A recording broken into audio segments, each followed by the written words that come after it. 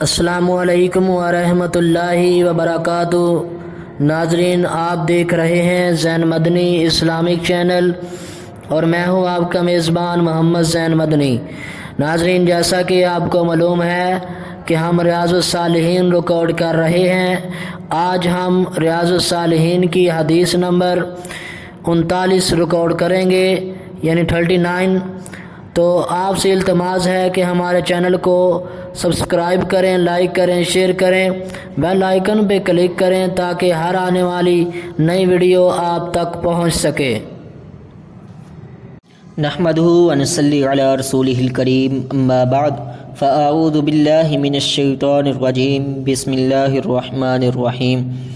ریاض الصالحین جلد اول اور باب نمبر 3، باب الصبر، صبر کا بیان، اور حدیث نمبر 39۔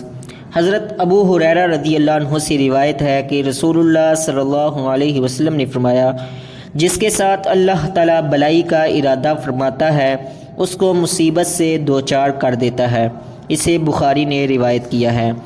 حافظ صلاح الدین یوسف صاحب نے اس حدیث کے فوائد و مسائل اخذ کرتے ہوئے پہلا مسئلہ یہ تحریر کیا ہے کہ دنیا کی تکلیفیں، مصائب و آلام، بیماری، غربت، جان و مال کا نقصان وغیرہ، ان میں مومن کے لیے بلائی کا پہلو اس طرح ہے کہ دنیا میں وہ ان کی وجہ سے اللہ کی طرف رجوع کرتا اور اس سے دعاؤں التجاؤں میں مصروف رہتا ہے، اور ان کی وجہ سے اس کے گناہ بھی معاف ہوتے ہیں۔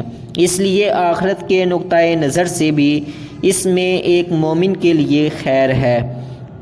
دوسرا مسئلہ یہ تحریر کیا کہ دنیاوی آزمائشوں یا بیماری میں مبتلا ہونا بندہ مومن کے لیے خیر اور بلائی ہے، تاہم اس کا سوال نہیں کرنا چاہیے بلکہ اس کے تدارک کی کوشش کرنی چاہیے۔